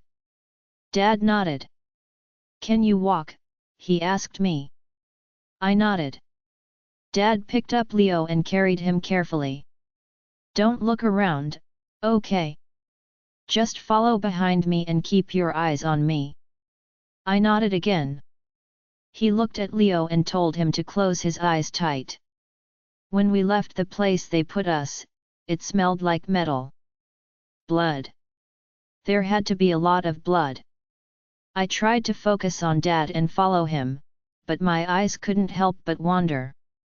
I felt sick as I peeked around us. Bodies were lying everywhere, some wolves and some humans. Our warriors were picking them up and carrying them away. The metal smell mixed with the gross rogue smell and made my stomach churn. Dad and Uncle D moved fast, and I stumbled, trying to keep up with them. I swallowed the puke crawling up my throat as we walked. We walked into the trees and were met with 8 warriors. Dad gave them some instructions before handing Leo over to one. Uncle D set Delilah and Lucas down, and they both shifted into their wolves. Leo was placed on Dad's back, and then I climbed up behind him while Delilah and Lucas climbed up onto their dad's back. I held Leo tight because he only had one hand to hold onto Dad with. We're going home, guys. It's over, I tried to link my brother, Delilah, and Lucas. Good job, son, Dad linked me. The trip back to the pack house took a really long time. We had to stop after a while because Leo was crying too much because his arm hurt. I gave Dad my shirt to make a sling for Leo, which seemed to help some. He said Mom made him learn stuff like this so he could help take care of hurt people until we could take them to the doctor. Mom wasn't always around with her magic to heal people. I started recognizing the woods around us finally long after the moon was in the sky. I had to hold Leo and Dad at the same time because Leo fell asleep. Delilah was doing the same with her little brother. Dad and Uncle D said we were strong, and they were counting us, so we stayed awake. Lee, the pack house is close, I linked her. She turned and looked at me. She looked a little relieved. Our moms are probably waiting for us with dinner, I tried to cheer her up. My stomach was grumbling but then hurt every time I thought about all the dead rogues. I really missed my mom and sister, though. Mom was probably crying and sad, so we needed to find her, so she knew we were okay. We exited the trees behind the pack house, and there were lights on outside. The pack house looked normal. The tables were put back, and the plates and cups were cleaned up. Dad and Uncle D took us right to the back patio where Mom and Aunt Lily were waiting for us. They rushed forward to meet us. Dad stopped and laid down so Mom could reach us. She squeezed Leo and me, earning a moan from Leo. Careful, Mom. Leo's arm is hurt, I told her. She loosened her grip. My babies, she said tearfully. We're okay, Mommy, I told her. Leo woke up and smiled. Mommy, he cried happily. We slid off Dad's back, and he shifted back to normal. Then Dad hugged us all together. When he finally let us go, I asked, "Where's Missy?" She's upstairs, sweetheart, Mom said. She fell asleep waiting for Dad to bring you home. Can we go get her? Leo asked, not worried about his arm. Let's get your arm all fixed up and put some food in your bellies. We can get Sissy first thing in the morning, Dad said. I scowled, it's not fair to not tell her we are safe. Mom and Dad started arguing about Mom using her magic to fix Leo. Uncle D came over holding Delilah with Aunt Lily behind him, holding Lucas. I snuck away from all of them and ran inside. Sissy should know we are okay. Her and Maddox were watching us. I was so scared when they grabbed us, I forgot to link her. She could have saved us with Maddox because he is so strong. I ran up the stairs and down the hall to Sissy's room. I quietly pushed the door open and saw her lying on the bed facing the other way. I walked over to the bed and poked her back. She moved a little. Sissy, I whispered. She bolted up and turned to face me. Junior, she said, surprised. We're okay. We just got back, I told her. Are you okay? She asked. I nodded. I crawled up in her bed and sat next to her. Her face was all red and blotchy like Mom's gets when she cries a lot. Why are you sad? I asked her. I'm okay, kid, she said, and she pulled me into a hug. She didn't care that I was dirty and smelly. When she let me go, I asked her, did Maddox keep you safe? She nodded. Yes, he did, she said with a smile. Good, I said. Sissy needs someone to protect her until I am big enough to. Sissy ran her hands through my hair. Do you want to take a bath, kid? You're messy, she said. I shook my head. I'm sleepy. She scooted over and laid back, opening her blanket up for me. I moved next to her and laid down. Let's get some sleep. We'll get you all cleaned up in the morning, she told me. Vlad. I saw Alpha and Beta carrying their kids back through the woods. I hid in the trees until I was sure they wouldn't hear me moving. I made my way to the cabin, knowing this wasn't good for me. If the Alpha and Beta found their kids, then they killed everyone involved in taking them. At least they didn't touch Missy. When I got to the cabin, I paced around the small living room, waiting for them to arrive. My conversation with Missy was playing through my mind.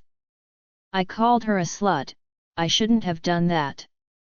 That Maddox kid makes me so mad. If I could shift, I rip him apart. I don't understand how she could just cling to him instead of me. I was right there, she kept asking him to help her. The door banged open, and he strolled into the cabin. His dark eyes were fixed on me. I stopped pacing and waited for him to speak. Seems you aren't giving me reliable information, he said in his slimy voice. I told you everything I knew, I defended. You left out the part where the Alpha and Beta were only a short distance away, he said. All I knew was that they left with their mates today. The Luna's bodyguard and the Delta are gone as well. The Gamma was the only one here. But they still managed to get to their children before they were safely delivered to me, he pointed out. I bit my tongue. One of them had a broken arm. You promised they wouldn't be hurt. You just wanted the Alpha, I tried changing tactics. He waved his hand dismissively. Things will happen when children don't cooperate, he said. He looked around the room contemplatively. It would be a shame if something happened to the girl. He gave me a look. That isn't our deal. You harm her in any way, and you'll do what? You can't shift. You can't fight me. What will you do? Go to the Alpha and tell him? He'll execute you for your part in these crimes. And I will be able to do as I please to the girl anyway, he said with a sinister smile. I clenched my fists. The next time you give me information, it better be good. You are growing dangerously close to outliving your usefulness, he said with a sneer. I'll be in touch. With that, he turned and left the cabin, disappearing into the night. I stood stock still for a moment before exploding. With a loud yell, I lashed out and punched boards of the cabin wall, splintering some of the wood beneath my fist. Chapter 49.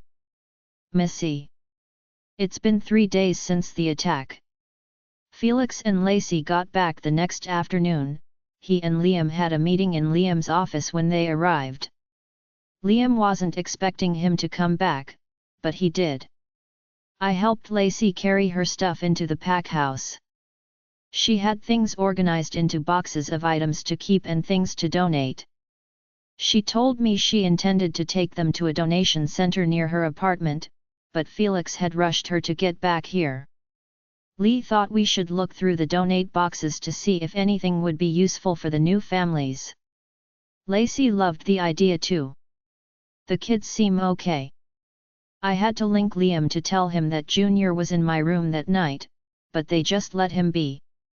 Liam assigned a couple of warriors to stay with them when they were playing outside, but Lily and Lee have been hovering too. They have to keep reminding Leo he isn't allowed to swim with a cast on, and Lee scowls every time she looks at it. I think she just wants to heal his little arms so that he doesn't have to wear the cast. Junior and Leo have been coming to my room after they get tucked in at night. I just scoot over and let them cuddle up to me. If I am honest, I like having them close by.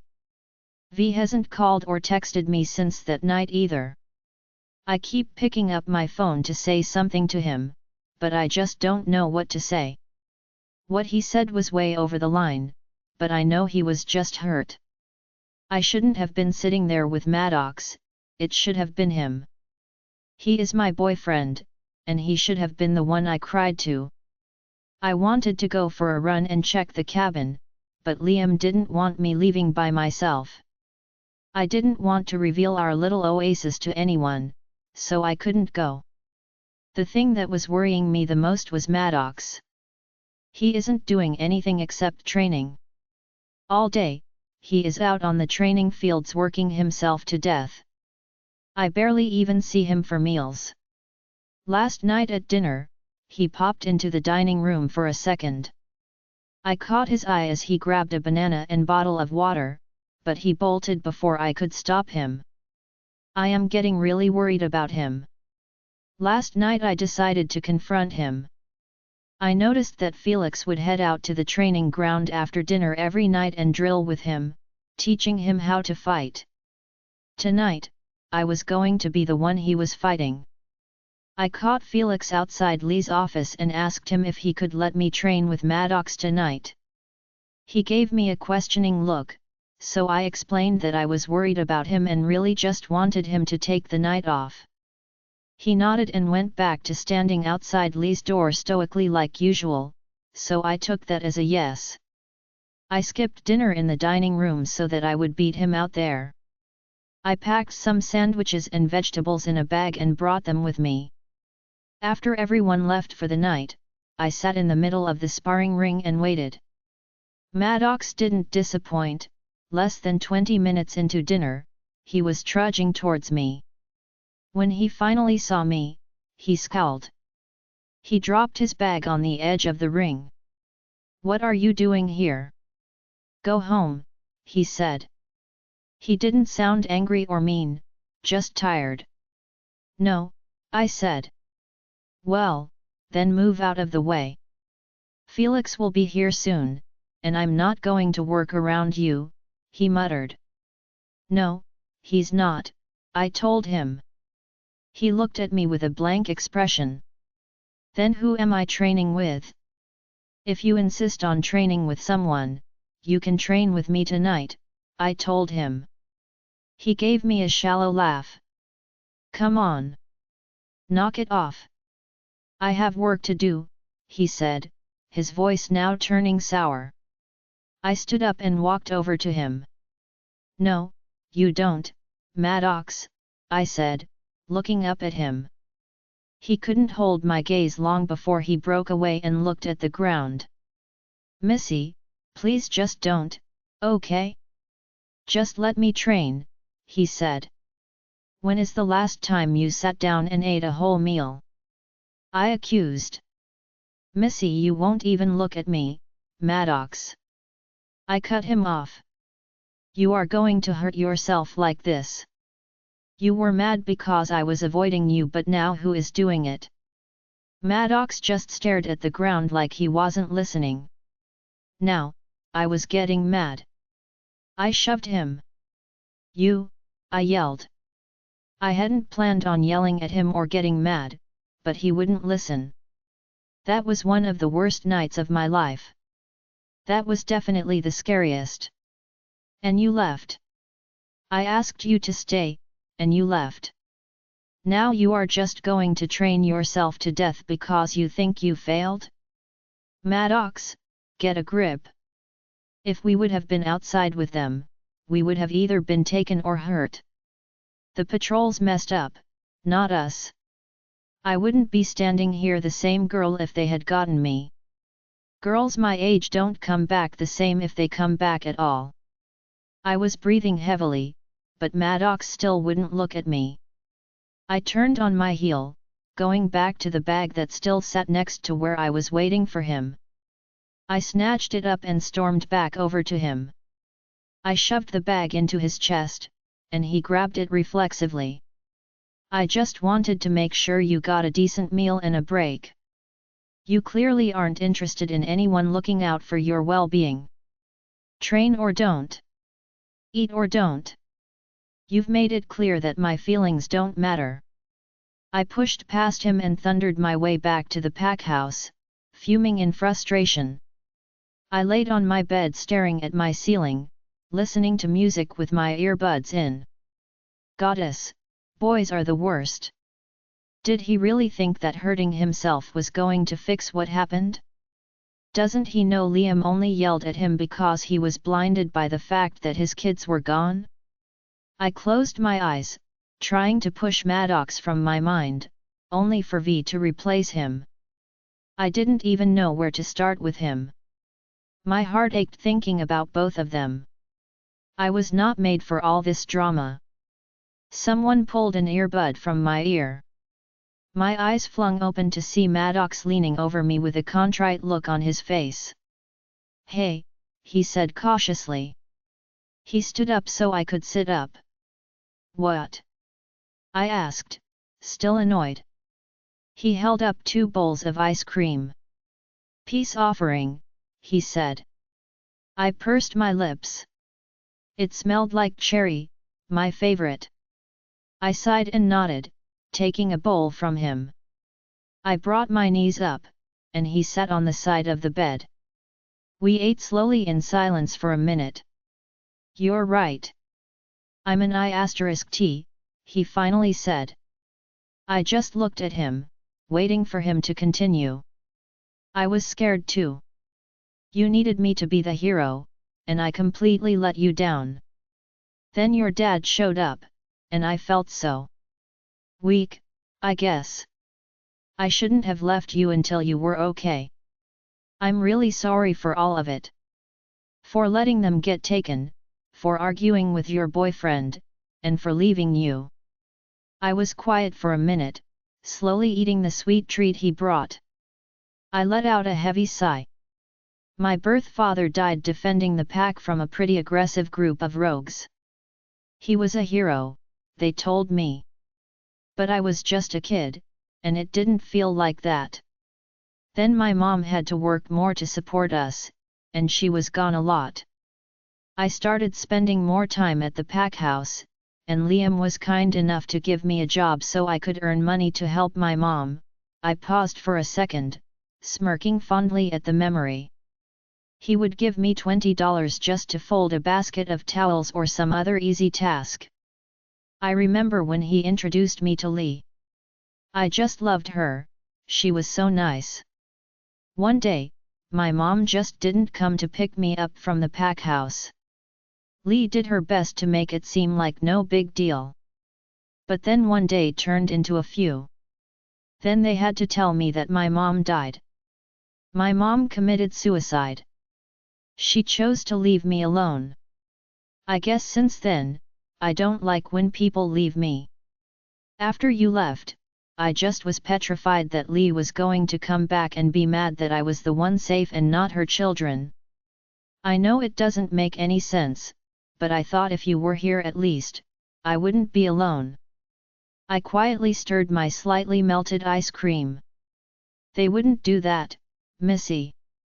You didn't see Alpha's eyes when he saw you. He was so relieved. It is probably the only thing I did right, getting you to the safe room, Maddox said. Azalea. Lily and I sit on the couch in the lounge, watching the kids huddled around a board game. All I can do is scowl at my poor little Leo's arm in that cast. The break is so minor he doesn't have to wear it for long, luckily. It's frustrating watching him suffer through a cast when I can easily fix it for him. You have to let it go, Lily said mildly. No can do.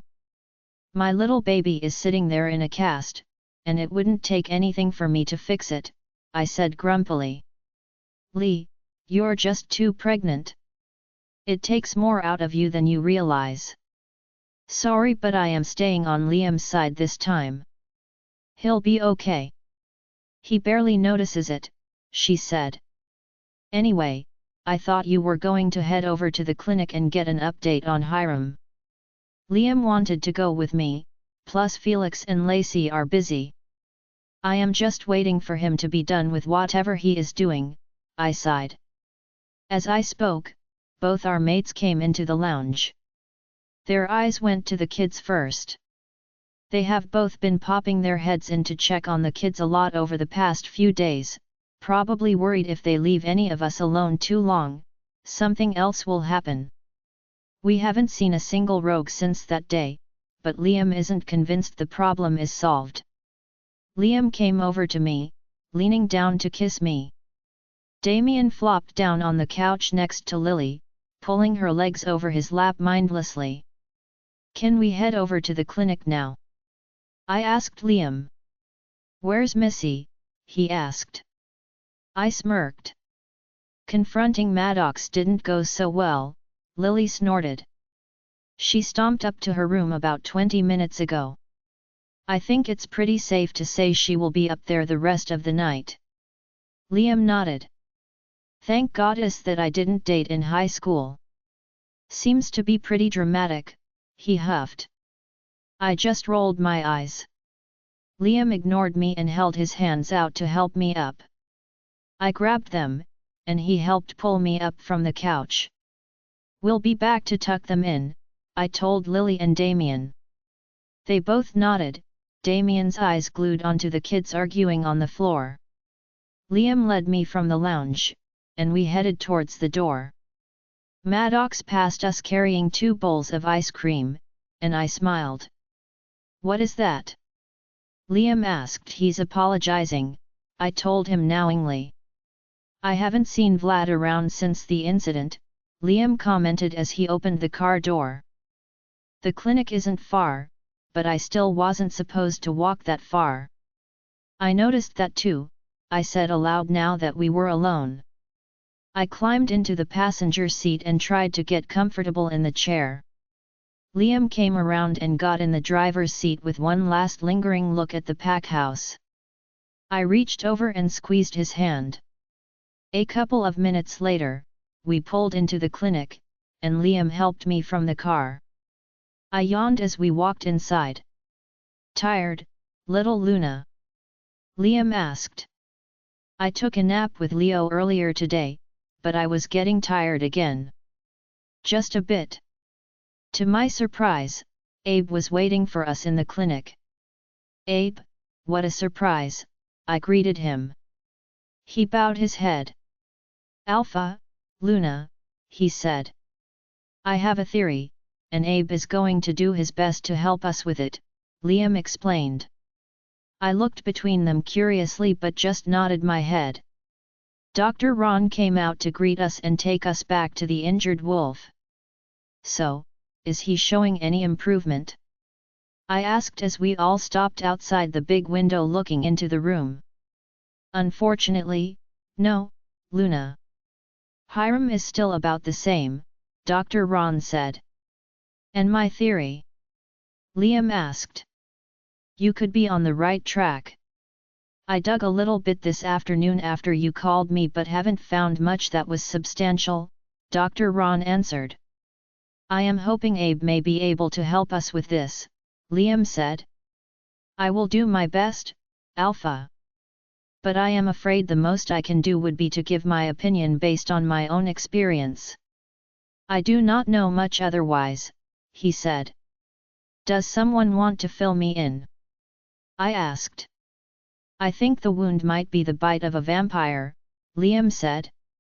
A vampire? You think a vampire came with the rogues? I clarified. I think multiple vampires were working with the rogues, Liam said. Why? Because Damien and I slaughtered 2 of them in the rogue camp, he admitted.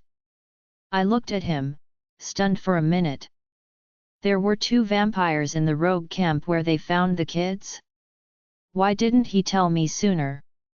Can I take a look at the wound? Abe said, breaking the awkward silence as I stared at Liam, shocked. Sure, Dr. Ron said, moving towards the door. Abe followed, leaving Liam and me alone in the hallway. Were you going to tell me this? I asked him. Yes, I was. I just started thinking of all the implications and didn't want to worry you until I knew more, he said. Liam, what does this mean? My father might be right. We might be headed for a war, he said quietly. A coldness dripped down my spine. Abe and Dr. Ron returned to the hallway quickly. Liam turned to them. The wound looks like a vampire bite, Alpha, Abe said. Now we just need to find out how a vampire bite will affect a wolf and how to heal it, Dr. Ron said. Liam and Abe locked eyes for a second. There was something they didn't want to share with us. There is someone who might know, I said. Who? Liam asked. Theodore, I answered. The rest of the audiobooks will be uploaded in the next episode. Join us on Patreon to listen to more unlimited audiobooks.